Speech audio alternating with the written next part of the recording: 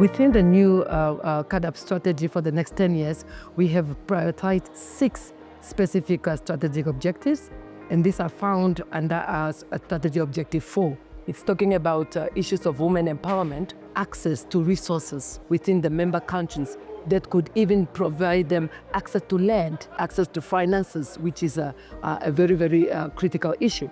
When the governments are formulating the policies, we are prioritizing that the gender, the women, youth, and even the marginalized should be part and parcel of that process. The need to develop a results framework that is gender responsive is to be able to transition the one that we currently have from being gender accommodative to actually being responsive.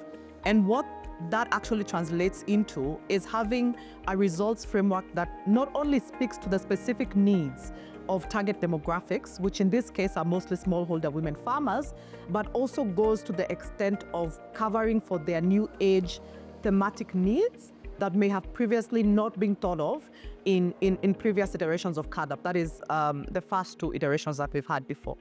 I think it's quite paramount that we recognize the new age threats in our agri-food systems, because our food systems in Africa is not only where we get our food, but it's also a very big employer. So it's quite keeps our livelihoods going, especially for the rural folks and women, who are the majority of the people who are helping produce our food. Non-state actors and civil society have a major role to play in the CAADP process, because also given one of the principles of CAADP, guiding principles of CAADP, which calls for inclusivity, that automatically gives a role to non-state actors and civil society within the space of things.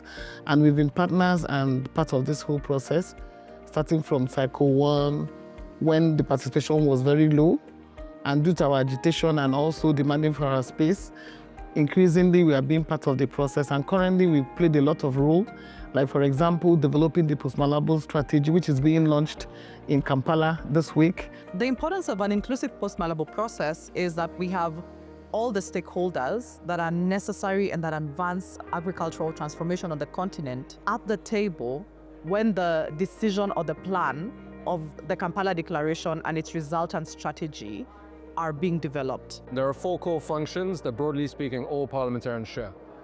We talk about legislation, that's developing and approving laws. We're talking about budgeting, that is national budgets, allocating budgets and authorizing governments to spend those budgets. And then there is also the question of oversight. We are tasked with ensuring that the policies that the government presents to us, that we authorize through budget allocations, are implemented effectively.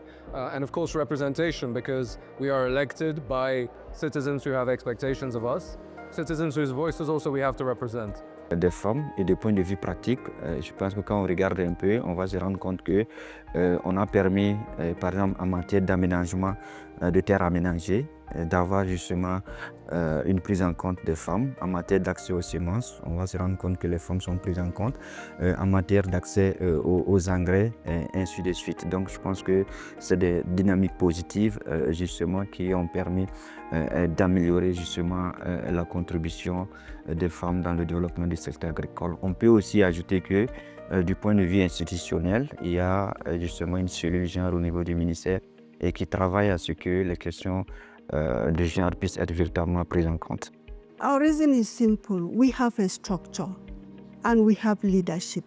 From the grassroots level up to the national and even to the subnational, where we are able to mobilize ourselves and also organize ourselves to be able to actually, engage and interface with government when it comes to issue of policy formulation. We have done a baseline study on gender development in Africa. It is within that context where we have articulated specific issues under the result framework. How we will monitor all the different various indicators, and those indicators are not only at the high level, or we plan to have specific indicators that will also be unique to specific countries. At Oxfam, we want to encourage policymakers, and in this case, the African Union and governments, to make sure that at the review process, be it the biennial review process or the formulation of tools such as the scorecard, that these target demographics are included in this process as well. And of course, raising up all these women leaders that exist, that are doing such great work, organizations like Oxfam and many others who are doing such great work in this respect. It's not going to be easy, it's not going to happen overnight, and I almost want to say that it's only a few more steps and we can get there.